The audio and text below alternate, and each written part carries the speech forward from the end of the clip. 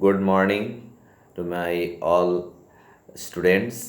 आप सबों का बहुत ही एनकरेजिंग रिस्पांस मिल रहा है और आप लोग बहुत हमको इज्जत दे रहे हैं और सम्मान दे रहे हैं, प्यार दे रहे हैं। इसके लिए बहुत बहुत शुक्रिया, बहुत बहुत धन्यवाद, बहुत बहुत आभार। और हम लोगों ने पिछले वीडियो में जो बात कही थी उसी के कंटिन्यूएशन में हम लोग आगे नेक्स्ट पॉइंट पर चर्चा कर रहे थे। हम लोगों ने कहा था कि हम टोटल 8 पॉइंट्स में एग्ज़ामिनेशन के बारे में हम लोग चर्चा करेंगे। जिसमें पहला वीडियो था एग्ज़ामिनेशन पैटर्न में जिसमें हमने बताया था कि इसमें प्री, मेन और इंटरव्यू ये 3 parts of the single examination है। एग्ज़ामिनेशन एक ही है, CSE सिविल सर्विसेज एग्ज़ामिनेशन।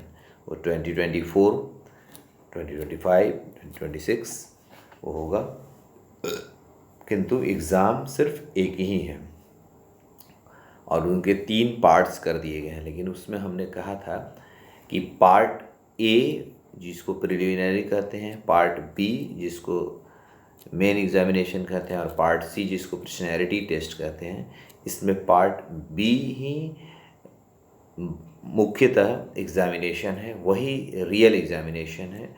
उसके अध्ययन से हमारा मुख्य प्रिलिमिनरी का यानी कि पार्ट ए का और पार्ट सी का प्रिपरेशन ऑटोमेटिकली हो जाता है। इसका मतलब है कि हमको अपनी बुद्धि को, अपनी चेतना को सिर्फ मुख्य परीक्षा की तैयारी पर लगाना है। और इसी बात को हम सिलेबस के माध्यम से भी हम कह रहे हैं। सिलेबस में आप सब लोग अगर सिलेबस को, यूपीएससी के सिलेबस को वेबसाइट से प्रिंट आउट निकाल लेंगे तो मेरे इस वीडियो को समझने में बहुत आसानी होगी। आप लोग प्रिंट निकालने के बाद एक बार फिर से इस वीडियो को सुन लीजिएगा। आप लोग जब सिलेबस को निकालेंगे तो उसमें पार्ट ए में हम जनरल स्टडीज़ पेपर की बात कर रहे हैं, पेपर 1 की। उसमें 7 डॉट्स दिए हुए हैं, 1 2 3 4 अगर गिनेंगे तो 7 डॉट्स में कंटेंट दिया हुआ है, जिसमें पहले डॉट्स में लिखा हुआ है current events of national and international importance. Dot 2 में दिया हुआ है history of India and Indian national movement. 3 में है Indian and world geography, physical, social, economic geography of India and the world. Dot 4 में दिया हुआ है Indian polity and governance, constitution, political system, Panchayati Raj, public policy, rights issues. Dot 5 में economic and social development, sustainable development, poverty, inclusion, demographics, social sector initiatives etc। Dot 6 में general issues on environmental ecology, biodiversity and climate change that do not require subject specialization। And dot 7 में general science है। तो और paper और main examination का syllabus अगर हम देखें तो उसमें जनरल स्टडीज पेपर 1 में लिखता है Indian heritage, culture, history and geography of the world and society. And general studies 2 में governance, constitution, polity, social justice and international relations. General studies 3 में लिखता है technology, economic development, biodiversity, environment, security and disaster management. And paper general studies paper 4 में ethics, integrity and aptitude लिखा गया है। अब हम तो कह रहे हैं कि एक ही एग्ज़ाम यानी कि मेन एग्जामिनेशन के सिलेबस को ही प्रिपेयर करना है, तो कहीं प्रीलिम्स का सिलेबस छूट तो नहीं रहा है? नहीं, ध्यान से देखिए। प्रिलिमिनरी का के क्वेश्चन के 7 डॉट्स को 1 2 3 4 5 6 7 से मार्क कर दीजिए। उसके बाद पॉइंट 2 प्रिलिमिनरी का पॉइंट 2 और 3 जनरल स्टडीज़ पेपर 1 हो जाता है, क्योंकि जनरल स्टडीज़ इसमें क्या कंटेंट है 2 और 3 में history of India and Indian national movement, Indian and world geography, physical, social, economic geography of India and world. तो प्रिलिमिनरी के पॉइंट नंबर 2 और 3 से हमारा पेपर 1 बन जा रहा है, जिसमें Indian heritage, culture, history and geography of the world and society है। यानी कि आप जनरल स्टडीज़ के पेपर 1 को पढ़ लेते हैं तो आपका प्रीलिम्स का पॉइंट नंबर 2 और 3 ऑटोमेटिकली नेचुरली प्रिपेयर हो जा रहा है। अब आइए आप प्रीलिम्स के पेपर नंबर पॉइंट नंबर 4 को देखिए। उसमें है Indian polity and governance, constitution, political system, Panchayati Raj, public policy, rights issues, etc. अब आप जनरल स्टडीज पेपर 2 के भी हेडिंग को देखिए, governance, constitution, polity, social justice and international relations. इसमें ये यानी कि पॉइंट नंबर 4 यानी कि पेपर 2 को हम पढ़ लेते हैं। जनरल स्टडीज़ के पेपर 2 को, मेन एग्जामिनेशन के पेपर 2 को पढ़ लेते हैं तो हमारा प्रीलिम्स का पॉइंट नंबर 4 कवर हो जाता है। अब आप मेन एग्जामिनेशन के पेपर नंबर 4 को देखिए। उसमें क्या लिखा हुआ है? General studies paper 4, technology, economic development, biodiversity, environment, security and disaster management. अब आप प्रीलिम्स के सिलेबस का पॉइंट नंबर 5, 6, 7 को देखो।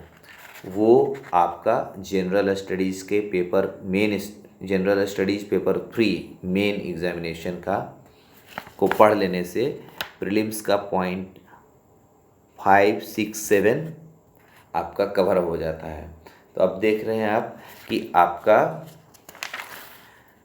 पॉइंट 2 और 3, प्रीलिम्स का पॉइंट 2 और 3 जनरल स्टडीज़ 1 होता है मेन का, और प्रीलिम्स का पॉइंट 4 जनरल स्टडीज़ 2 हो जाता है मेन का, और प्रीलिम्स का पॉइंट 5, 6 और 7 जनरल स्टडीज़ 3 हो जाता है। तो ये देखिए कितने सुंदर तरीके से एकदम सीक्वेंस वाइज सजाया हुआ है कि प्रीलिम्स का जो सिलेबस है वो मेंस का ही सिलेबस है। बस प्रीलिम्स में उसको हेडिंग के फॉर्म में लिख दिया है और मेंस में उन्हीं पॉइंट्स को डिटेल्ड फॉर्म में लिख दिया है। और पॉइंट नंबर पहला जो प्रीलिम्स का पहला पॉइंट है, current events of national and international importance. तो ये करेंट पार्ट तो general studies paper 1, paper 2, paper 3 सबों में करेंट वाला पार्ट आ ही जाता है। इसलिए current events of national and international importance वो तो हमको पढ़ना ही होता है, और वो हम लोग पढ़ लेते हैं क्योंकि जितने भी सब्जेक्ट्स हैं पेपर हैं उसमें करंट पार्ट आ ही जाता है। और करंट पार्ट को हम एक आपको बता देते हैं, उसमें कंटेंट्स होते हैं जो सिलेबस का पेपर 1, 2 और 3 में जो करंट पोर्शन है उसको आप चाहें तो इन्यूमरेट कर लें, या फिर मैं इसको बाद में प्रिंटेड फॉर्म में भी आप लोगों को प्रोवाइड करा दूंगा। लेकिन अभी आपको for the time being, for sake of convenience, आप इसको नोट कर सकते हैं पेपर 1, पेपर 2 और पेपर 3। अच्छा, इसको करने से पहले अब आप कहेंगे कि पेपर 4 जो जनरल स्टडीज़ का है वो प्रीलिम्स के पेपर में तो नहीं है, तो वो कैसे होगा? तो हम बताते हैं, पेपर 2 और 3 में जो भी कंटेंट है, जनरल स्टडीज़ पेपर 2 और 3 में जो भी कंटेंट है उन सब का एक एथिकल एस्पेक्ट भी होता है। यानी कि जो इकोनॉमी और पॉलिटी में जो भी कुछ घट रहा है, जो भी सरकार निर्णय लेती है, पॉलिटिकल डिसीजंस या फिर कोई इकोनॉमिक डिसीजंस लेती है, तो उसमें एथिकल एस्पेक्ट ऑलरेडी हो जाता है। फिर current events of national and international importance में जब भी कोई चीज़ होती है तो उसमें भी एथिकल एस्पेक्ट अपने आप आ ही जाता है। तो इस तरीके से हम देखते हैं कि मुख्य परीक्षा की तैयारी अगर हम कर लेते हैं तो हमारा प्रीलिम्स का तैयारी हो ही जाता है। इसलिए अब हमको अपनी बुद्धि को एकदम शांत कर लेना है, मेन के सिलेबस को उठाना है और उसी को पढ़ना है। प्रिलिमिनरी एग्जामिनेशन के 1.5 महीना पहले से आप केवल प्रिलिमिनरी में जो क्वेश्चन पूछा गया है पिछले 5 साल का, जिस साल का आप एग्ज़ाम दे रहे हैं, अगर 24 में देना है तो 22, 21, 20, 19 और 18 का यूपीएससी का ही पेपर लेकर के आप उसको सॉल्व करिए। और जो भी करेंट अफेयर आप पढ़ते हैं, रीजन का ही ज़्यादातर लोग पढ़ते हैं, उसको पढ़िए, अच्छे से पढ़िए, ध्यान से पढ़िए। उसी से उसको पढ़े रहेंगे तो यूपीएससी में जो करंट अफेयर पूछा जाएगा वो आप बहुत आराम से सॉल्व कर लेंगे। इनफैक्ट सॉल्व करना पड़ता है क्वेश्चंस, उनका आंसर्स बना बनाया कहीं नहीं लिखा रहता है, बस उसी को ध्यान से पढ़ना है। और बहुत ज़्यादा टेस्ट पेपर, टेस्ट सीरीज भी करने की ज़रूरत नहीं है। 1.5 महीना पहले प्रीलिम्स का 5 साल का पहले का क्वेश्चन पेपर सॉल्व कर लेना है, पेपर 1 के लिए भी। और सीसेट की तैयारी हम कहेंगे कि एग्जामिनेशन से कम 5 महीने पहले से आप डेली मैथमेटिक्स बनाना शुरू कर दीजिए और पैसेज को सॉल्व कर, पैसेज डेली 2 या 3 पैसेज बेस्ड क्वेश्चंस को सॉल्व करो। बाकी जनरल मेंटल एबिलिटी और ये सब चीज़ें थोड़ा बहुत प्रैक्टिस करने की चीज़ें वो अपना करते रहना, वो आप बहुत आराम से आप सब कर सकते हैं। और सिविल सेवा की परीक्षा मेन एग्जामिनेशन यानी पार्ट बी ही है, सिलेबस एक ही है, सिलेबस भी एक ही है और प्रिपरेशन भी इकट्ठा ही करना है। और जैसे जब हम मेन एग्जामिनेशन के लिए पढ़ते हैं तो वो प्रीलिम्स के लिए हो जाता है, उसके लिए थोड़ा मल्टीपल चॉइस क्वेश्चन को अलग से प्रैक्टिस करना होता है टाइम बाउंड फैशन में। और सीसेट की प्रैक्टिस आप एग्ज़ाम से 5 महीना पहले से ही करना, डेली क्वेश्चन सॉल्व करना है, सप्ताह में 6 दिन क्वेश्चन सॉल्व करना है सीसेट का। और एक दिन संडे के दिन बैठ करके पेपर यूपीएससी का ही पुराना पेपर सीसेट का लेकर के उसको बनाना है। जो सो क्वेश्चन नहीं बनता है उसको किताब से, गाइड से देख करके उसके आंसर को ढूंढना है। और इसी तरीके से एग्ज़ाम सिविल सर्विसेज का हो जाता है। ये बहुत ही सिंपल एग्जामिनेशन है। इसको कॉम्प्लिकेट लोग आत्मविश्वास की कमी की वजह से कर देते हैं, कभी इस कोचिंग, कभी उस कोचिंग, कभी उस कोचिंग, कभी कुछ उस कोचिंग। कोई कोचिंग नहीं, सबसे अच्छा व्यक्ति सेल्फ स्टडी होता है, क्योंकि you know your self the best. और आप कोई भी एक किताब को ढंग से पढ़ोगे तो आपका उसी किताब में इतना इन्फॉर्मेशन ज़रूर है कि आपका सिलेक्शन के लायक आपका मार्क्स आ जाएगा। किसी पार्टिकुलर किताब में बहुत रेयर सा क्वेश्चन का कोई आंसर मिल गया तो उसी किताब को उस पढ़ने लगे, उसको भी नहीं, ऐसा नहीं करना है। हमको बुद्धि से काम लेना है। कोई भी एक किताब को अगर हम ढंग से पढ़ लेते हैं तो उससे सिविल सर्विसेज का 80% क्वेश्चन का हम बहुत अच्छे से आंसर कर सकते हैं। और उसी 80% को अच्छे से आंसर कर देंगे तो हमारा 45 से 50% मार्क्स आ जाएगा, हम सेलेक्ट हो जाएंगे। यही बुद्धि को अपनाना है। Reading single book several time is more rewarding than reading several book single time. एक किताब को 10 बार पढ़ करके हम जो ग्रहण करेंगे वो बहुत ज़्यादा होगा देन कि 10 किताबों को एक बार पढ़ करके। ठीक है, आज के लिए इतना ही। हमारा नेक्स्ट वीडियो होगा कि हम किन किन बुक्स से पढ़ेंगे और कौन कौन से चैप्टर्स पढ़ेंगे, और हम ये भी बता देंगे।